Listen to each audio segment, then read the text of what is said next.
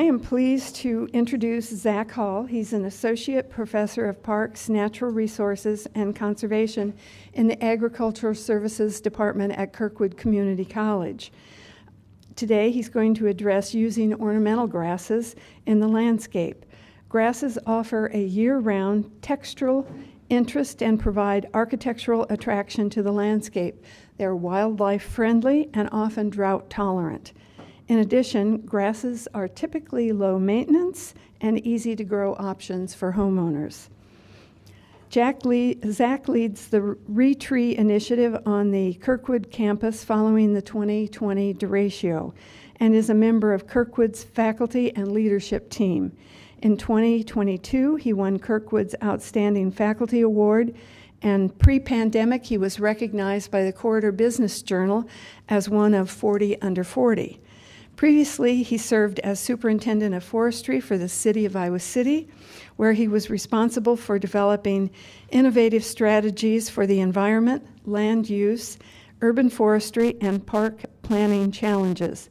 Zac managed a staff of 20 to 40 employees and a large number of seasonal volunteers, including me.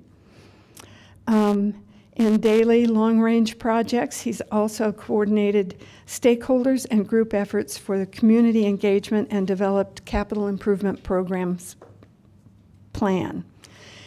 Previously, he was a forestry technician at Fort Collins. Zac is a certified arborist with the International Society of Arboriculture and earned an AA from Kirkwood and a BA in anthropology and an MS in urban and regional planning from the University of Iowa. Please welcome Zac.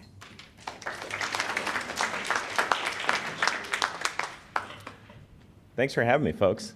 Good afternoon. I apologize, I'm a little hoarse. I don't know if it's the wind, the season, or just what's going around. So bear with me as I sound raspy today. Linda gave you a little bit on my background, and when I do presentations, I kind of quickly like to get through myself. I don't like to talk about myself a lot, but Linda, thanks for giving my background. I do like to bring it up because Chant and I were just talking, and Chant and I have known each other for years and worked together.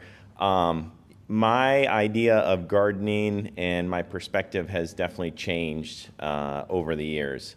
I've been interested in the environment, landscaping, and gardening since I was a kid. And so my perspective has definitely changed. As Linda said, I'm a certified arborist, and so my first love is trees. And I can tell you when I was a 13, 14-year-old, mowing lawns, I definitely killed many a tree with the mower because I didn't know any better. And so, as Linda had mentioned, my background is in my educational background in anthropology. My technical background is as a working forester for years, and then managing parks and forestry here in Iowa City. At the same time as earning my graduate degree in planning. So from a perspective, my perspective is very grounded and based in that forestry background. And I like to say in forestry, we really need to be thoughtful with what we do with respect to the plant material because, we get one shot usually. If we need to prune it or do some type of remediation or treatment or something, and so being very thoughtful with that. And with my planning background, I have a very strong opinion regarding resiliency and what we can do to plan for the future. And I'm glad Chant had mentioned, the changing USDA hardiness zones, because that's something I'm going to touch on here in just a little bit. And now as an educator, my focus is really on stewardship and conservation and what we can do to kind of combine all of those, being thoughtful, plan for resiliency, and provide some stewardship to the land, not only for ourselves but for all the critters out there. So I said I've been doing this for a while. I've been interested for this a while. This is my first site that I helped manage. This was 30 years ago. Local businessman in my hometown. This is his property. And that little bean-shaped thing in the center island, that planting bed, that's the first planting bed I ever created. So I've been interested in this for a while. Like I said, my perspective's been changing, but I like to kind of, for me, throw this blast from the past out there. And so I am going to be the Debbie Downer today. I'm going to talk about our changing zones, and you can call it climate change, you can call it global warming, you can call it whatever you want, whatever your persuasion is. The Colorado State Forester, former State Forester Dave Leatherman, 15, almost 20 years ago, said to me, it's global weirding. Weird stuff is happening all the time, everywhere, and we need to keep that perspective. So this is one of the first, if not the first, USDA hardiness zone maps that we have from Dr. Alfred Rader from Harvard University at the Arnold Arboretum. And it's a little hard to see what our zones are, but they've definitely changed. This is an updated map in 48 that they put out. The first map had 8 zones. This map had 10, and you can see from the map on there, the colors are a little washed out, but Iowa, we're in that zone 3, zone 4 at that time, negative 10 degrees on up to negative 35, and yes, of course, that has changed over time. And so, in my hometown area of southeast Iowa, we're really at a 6A, and we can grow some really nice things there. I've climbed 60-foot tall pecan trees in southeast Iowa before that do well, grow well there. We have some up here in this area, but we can just grow different things down there. So, the resiliency piece of things for me, looking at our own state, is where do we need to be looking, right? As far as having that planning, that resiliency, and thinking about those zones moving and what plant material might work for us. And this is my perspective on all the plant material that I garden with, that I recommend, that I teach to my students. And so really looking at areas to the north and to the south of us, so South Dakota and Missouri are 2 areas that I like to think about as far as what plant material is growing up there that might work here and that might be resilient with those extremes that that we see.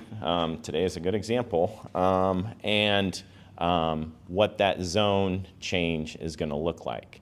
Right? I am a lazy gardener. I don't like to do things over and over.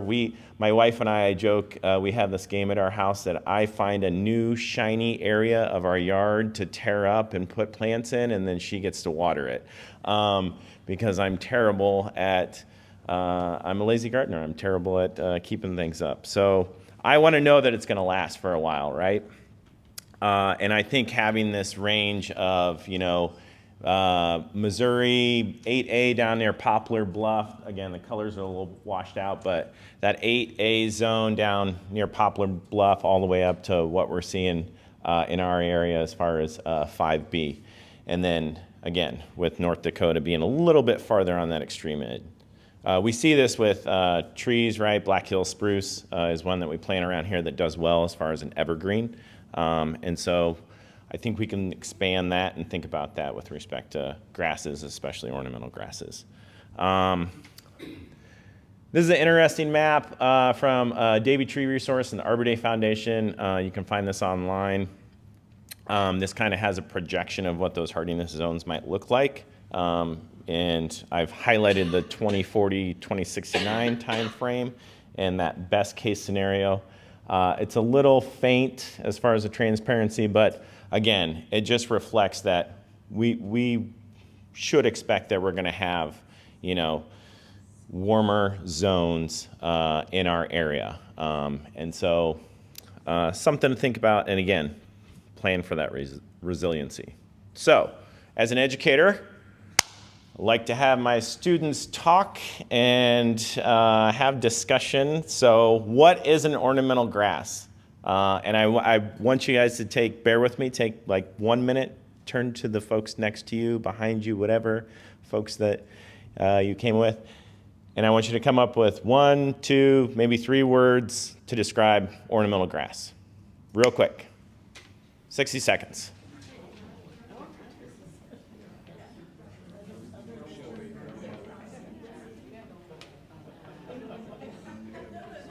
This allows me to get a water break.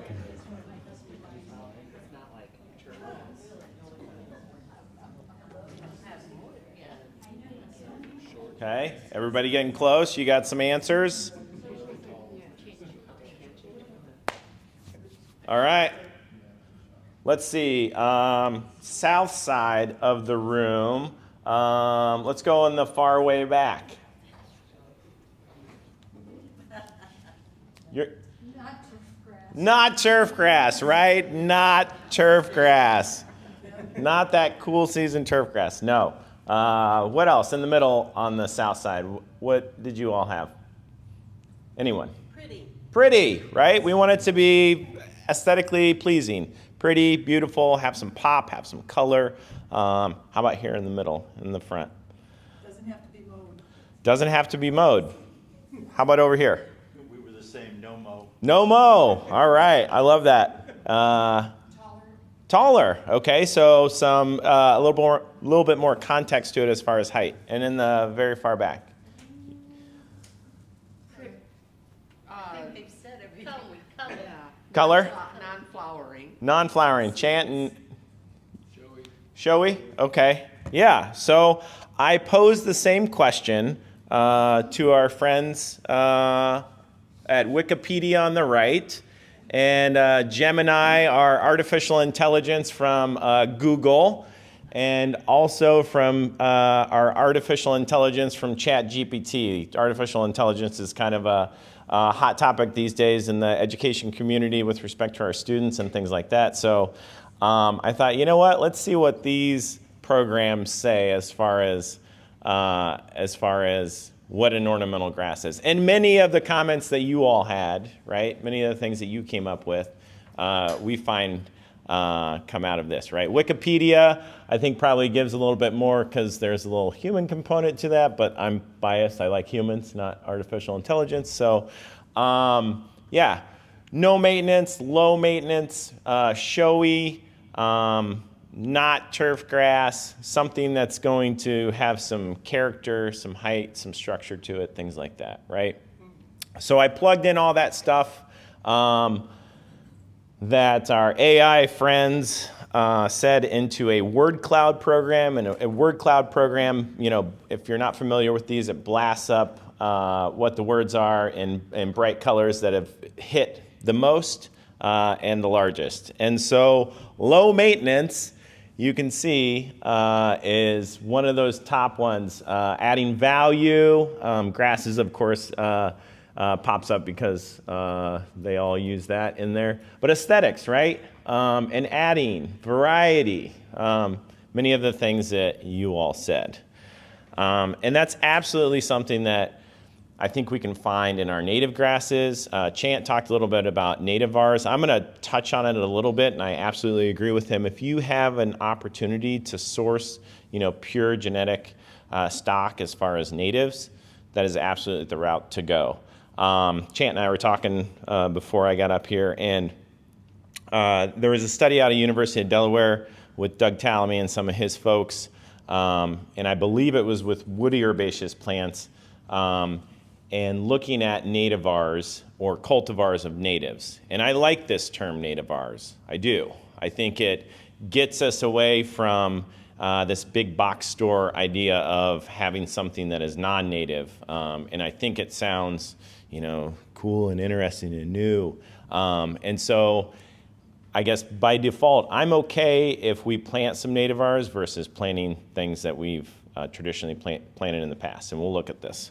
Speaking of Tallamy, I actually just pulled this quote this morning I was at my mother-in-law's house. We were walking through her prairie, and I was looking through her Prairie Moon nursery catalog, and this quote came up. So I said, oh, this is perfect. I got to fit this in. So I quickly adjusted my slides this morning. But butterflies used to reproduce on the native plants that grew in our yards before the plants were bulldozed and replaced with lawn. To have butterflies in our future, we need to replace those lost host plants. No ifs, ands, or buts. If we do not, butterfly populations will continue to decline with every new house that is built. And I couldn't agree more. And I think we can take this a little bit further, and we're going to talk about this. Because what Talamia is really talking about is creating, creating food webs, right? Creating environments, creating habitat for much more than just butterflies, right? We know this. These are the smallest piece in that food web that we can provide. And I think native grasses, as ornamental grasses, can provide that. And I think nativars can too. But if you have an opportunity to source genetic stock, pure genetic stock, that's the best way to go. So one of the things that I looked at was, what is the internet saying about the #1 native grass in 2023 and 2024? And so Better Homes and Gardens, #1 native grass is one that everybody knows, Karl Forester, right? We see this planted in so many places. University of Iowa campus, we have this. Cherry True Blood Recreation Area, which I used to manage. The original designers, before I came on board, they put Karl Forester grass in an area that we were trying to promote native prairies and things like that, and grow prairie. So it's a little interesting. Pampas grass, the House Beautiful lifestyle.com gardening site. Pampas grass was #1 on theirs, which you can get at Home Depot, right? I think, and Chant and I were just talking about this beforehand. You know, that's kind of the cultural change I think we need to really push is, it's hard to find these things easily, right, as far as the natives. But it's easy to find these things that aren't. And so it really is a cultural change. I'm glad Chant mentioned Prairie Moon. They're an absolute awesome resource. Our students and I use their tables, their forms, their germination recommendations and guidelines, and they're a great resource. Allendan Seed is another one over in Winterset. I was telling Chan I just ordered 2 acres of seed for my own backyard for about a 100 square foot spot. So they're a great resource. Forest Keeling in Missouri is a great resource for trees and shrubs, and then Possibility Place is one that I reference often out of Illinois, and they're another great resource for plugs and woody herbaceous as well. So I tell my students this is about the only thing that's frequenting or trying to pollinate Karl Forester grass is a bunch of trash. If you've ever been on a volunteer project where we have Karl Forester grass, this is what we find often. So just not really providing everything that it could. And to harken back to Talami's quote, we really, really need to be mindful of adding more than just that aesthetic, right? I think we are all here because we want to grow beautiful things, right? That's a baseline given. So I throw that one out the window because we all agree upon that. We need to do more, right? And so, as I mentioned, as far as food web, from a conservation and land stewardship perspective, that's what I want to promote with my students. That's what I promote with my clients when I consult with them.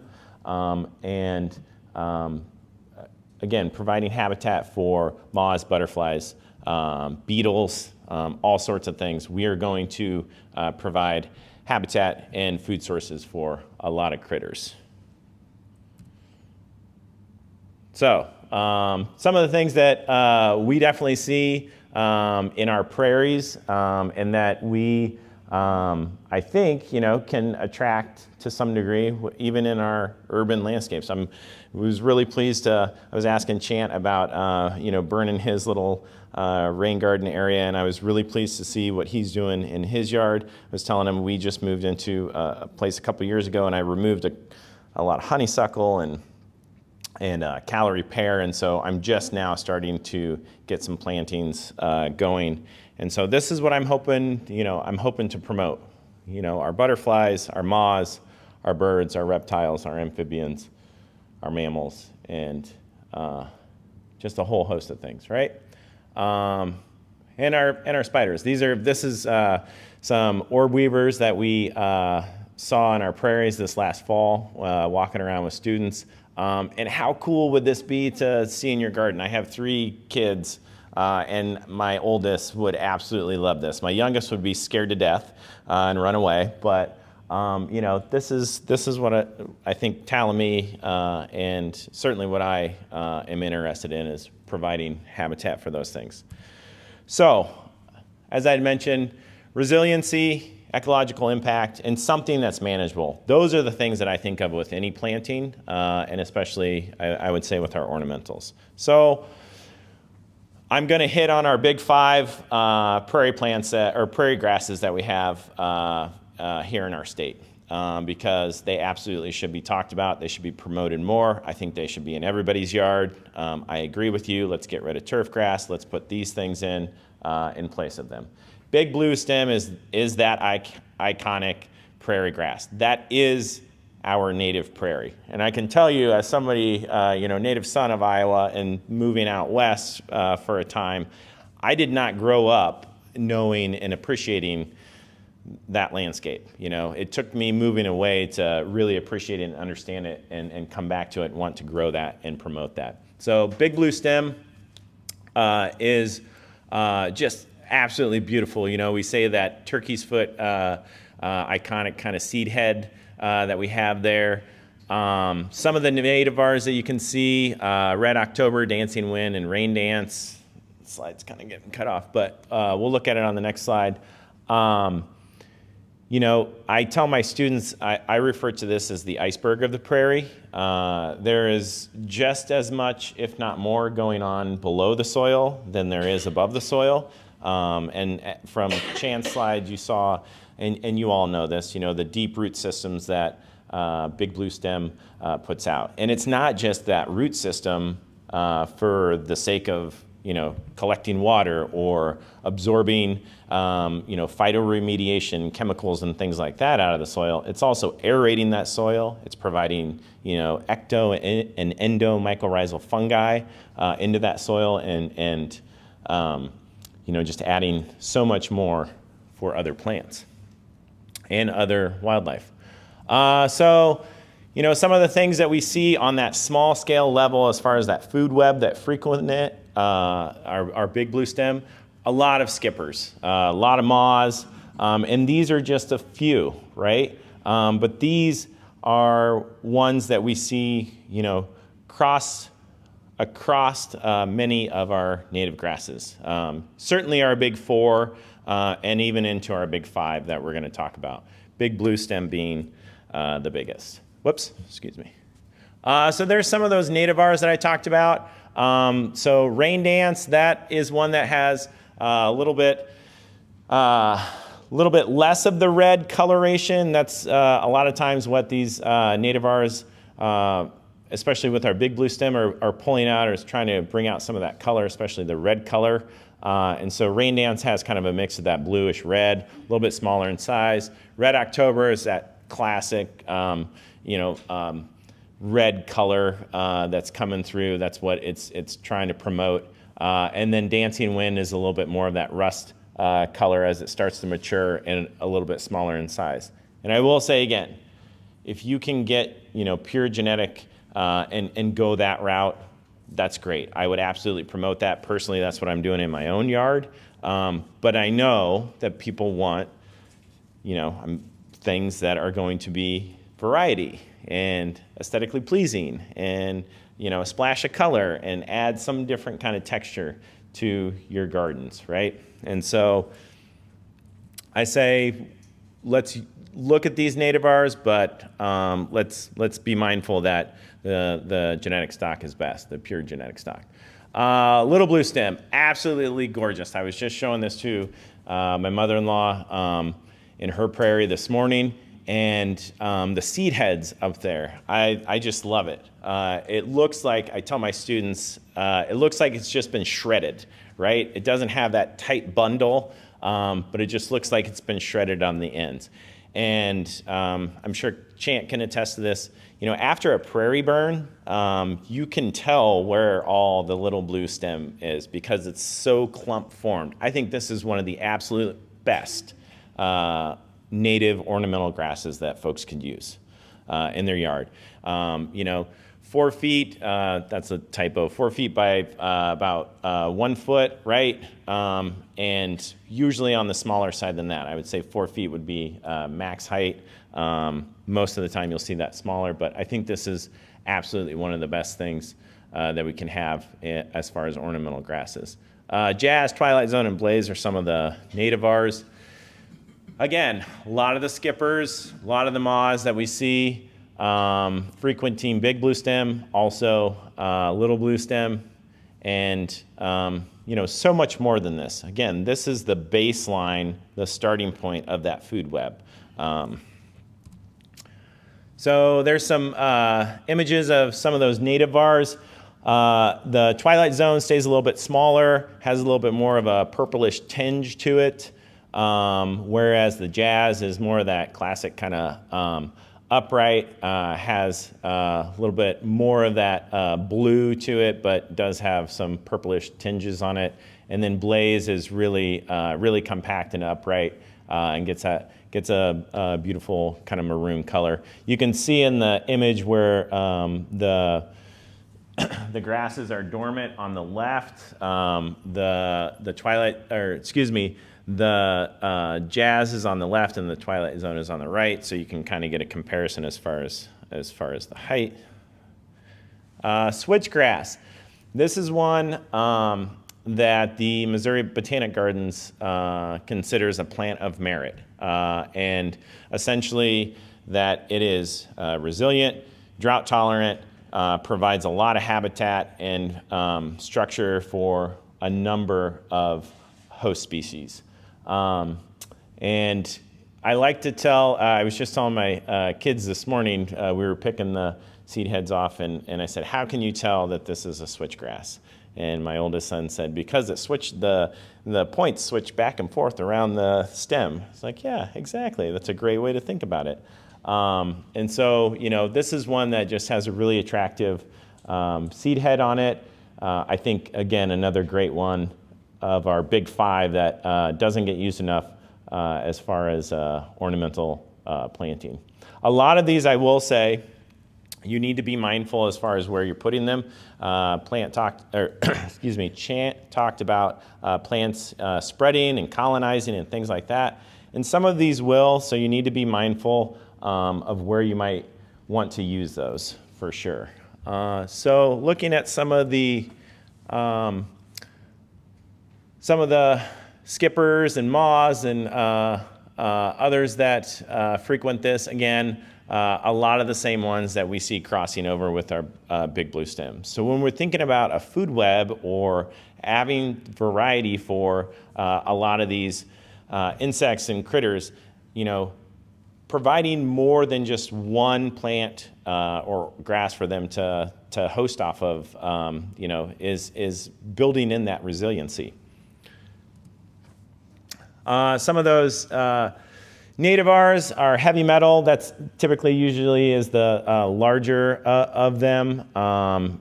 Gets a deep blue. Again, these colors are a little bit washed out, but Northwind, pretty tight, compact here in the middle, but has really nice form. And then our Shenandoah, that is bred out, or that cultivar is more for that color, that maroon color in the leaves. And then the Prairie Blue is a little more compact, so smaller in size. But yeah, switchgrass I can't say enough about. Indian grass, I really like, this is probably one of my favorites personally when I'm taking students out in the prairie.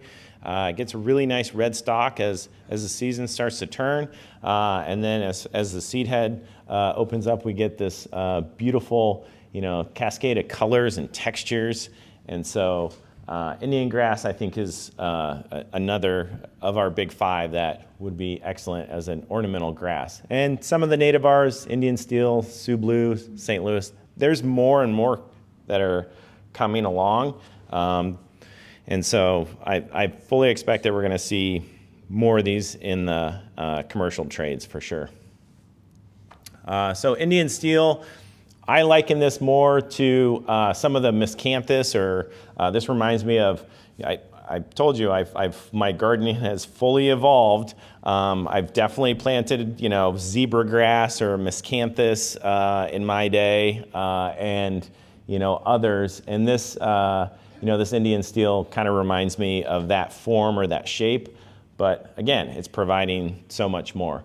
St. Louis blues is a little more true to form, but has a little bit deeper green color. And then the Sioux blue has that really nice blue color to it with nice light brown tops. And then prairie drop seed. One of the first ones to have nativar, and we see this, in our own area. I think folks, if you've driven down 2nd Avenue, Coralville Strip, that's what we see, in those planting areas. We have this on our campus in our roundabout at the entrance of campus. And, if you are looking for something at the front of an edge planting and for some interest, it gets that shaggy, floppy kind of texture to it. As Chant had mentioned in his presentation, there is no weeding needed underneath these, right? And barely any mulch. Personally, this reminds me of, I have a very nostalgic feeling with this when in the fall when I take my students around campus, because prairie dropseed has a very distinct smell. If you've ever smelled it before, for me personally, it kind of has a soap kind of smell to it. But this is one that takes me back to when my wife and I lived in Colorado, because we had this everywhere out there. And so it's very nostalgic for me. I love it. And that's another aspect, right? Bringing in some of the other senses with it, not just sight. And it is a host plant for the threatened Poweshiek skipperling.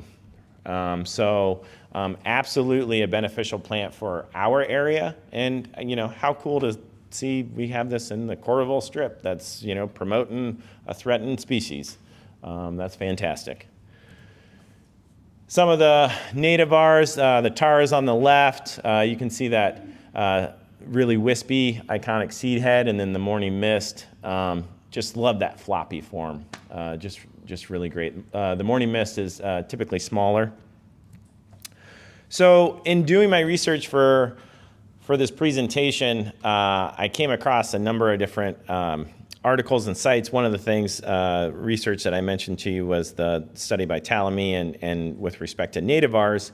And then I also came across this from the University of Minnesota with Diane Nareem and Mary Hockenberry-Meyer.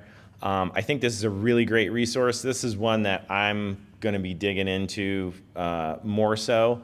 But they have some great articles from this or publications from this that are really easily digestible, showing what native grasses do well where, and some really good information. But what I like about this Venn diagram is that they talk about the genetic diversity stock and then nativars. And, we are definitely somewhere in the middle, and I think that is better.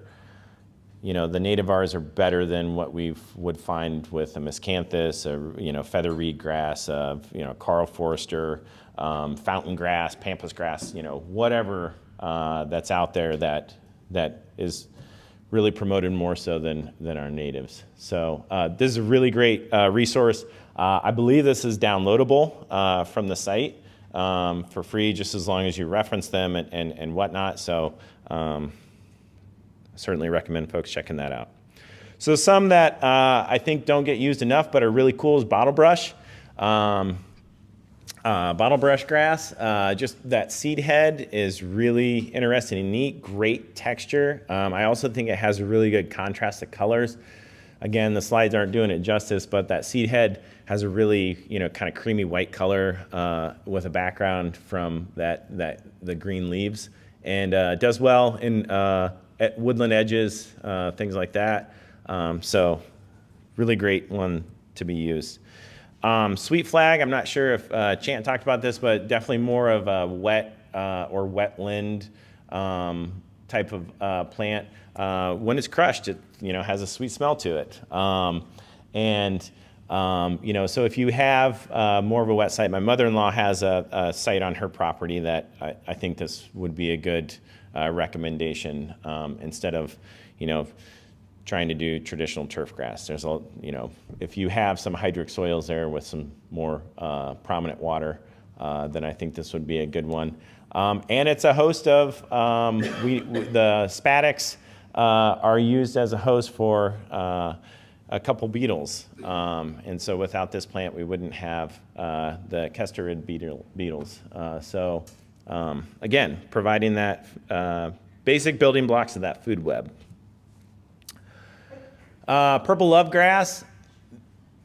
I haven't. Have folks seen this before or used this around? Or this is one that I haven't seen around, but certainly I think I'm going to recommend it to our designers on campus. I think it's one that could be used in a lot of harsh sites. I know Missouri Botanic Gardens. They reference that they've found this on rocky slopes and sandy slopes and south exposures and things like that. So some really harsh sites and great color, right? Look at that purplish pink seed heads, just really beautiful in the form of it, that wispiness, almost web-like. And speaking of sweet grasses, sweetgrass, native sweetgrass throughout our area. I've talked about this idea of these basic building blocks of food web, but my original background is in anthropology and studying indigenous tribes, and so a lot of these native plants have some deep cultural and historical roots with native populations. And so if you get a chance, I recommend reading Braiding Sweetgrass. A number of my students read this book, and it's just a really it's a really nice book about the history of sweetgrass to indigenous tribes in the upper Midwest and west of here, and the uses that they've had for it. And again, you crunch it up, it has a very sweet smell to it. So prairie cordgrass. This is one really excited last year. Yeah, last year, one of my students found this in one of our prairies. We didn't realize that we had it, and we were really excited once we found it. And again, I think the seed heads just are fantastic with that form and structure, and great color. So prairie cordgrass, I think, is another great one. June grass. Again, a lot of these have that, different seed heads that have that pop that we talked about, that aesthetics, that color, that texture. And June grass is a great native one. Dry sites, urban soils, if you're going to put it in a new planting area, new planting bed. I'm personally going to be using this one in a couple different sites on my property. So. And porcupine grass. I really like this with its horizontal orientation or tendency to orient horizontally. I will say that if you look for this, definitely go by the genus and species, because there is zebra grass, miscanthus, that often is referred to as porcupine grass, and so you absolutely don't want to get that. You want to get this, and sometimes they'll shorten the genus to just stipa or stipa, instead of the full genus, so just be mindful of that. But again, just really interesting form and texture to it. And then pink muleygrass. I know that this is one that has been bred with Asian variety to be more compact. So again, I would really look for that, again, true to form genetic material, so that Molenbergii. I mean, look at that. Look at that pink color to it. Just some really beautiful texture with it. And so, again, Missouri Botanic Gardens, this is one that you can find down there that they're using and they recommend. Just really, really interesting. Blue Grama, absolutely one that we have in our prairie areas. I think would do well in a number of different sites. And again, that seed head is just really, really interesting. And then side oats, another one that we find often in our prairie area. That would work well in a number of different sites.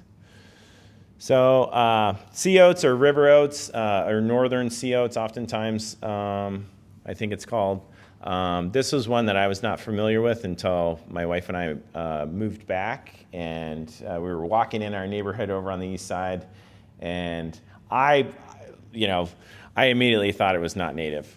Or not in our native range area. I was just like, how can this, to me, like looking at those seed heads, those look like jewelry, those look like a pair of earrings or something to me. I mean, just really great form and structure and texture. But this does well. I know one of my neighbors has it planted in a pretty low light area. And again, just no weeding involved underneath it, no mulch needed. So I had mentioned my students, we are trying some of these on site. And so unfortunately, I don't have some images to show you of what that looks like now, but I will tell you our students, this is a mock-up of the front of our building. They did a plan and a design, last year, and tore up the area, and they wanted to plant what they were calling a precision prairie. And so really it was incorporating an existing planting bed and some of the turf grass that was extended out to that planting bed to the sidewalk areas that you can see in the gray. And so they planted a number of forbs and some of these nativars into this planting area. So hopefully I'll get to come back sometime and I can show you the progress because there's not much to show now. They have some plugs that went in. But some of the things that we put in are some of the highlighted. So big blue stem, it is a nativar that they put in. Blackhawks and the red October that you saw on the slide. And then our switchgrass, panicum, is that blue fountained variety, and then our little blue stem standing ovation, so a little bit more of a true to form, but has some good color and texture. So we're hopeful that this starts to fill in, and so hopefully I'll have some more to show you next time. But I'm glad that Chant got to talk to you about sedges, rye, and rushes, because as I was preparing for this, I knew that I was running out of time, and these were things that I wanted to include. So for another time, sedges, rye, and rushes, but I'm glad Chant got to talk a little bit, because I can't speak enough about sedges. They're great. So if there's any discussion or questions folks have, or thoughts, comments, concerns? All right. Oh, wait, did you have a question? No, I'm filling in for Linda. Oh, okay. She wants just a reminder to turn in your evaluations, and thank you to Zac for a great presentation. Thanks, everybody. Thank you for participating with the discussion. I appreciate your comments.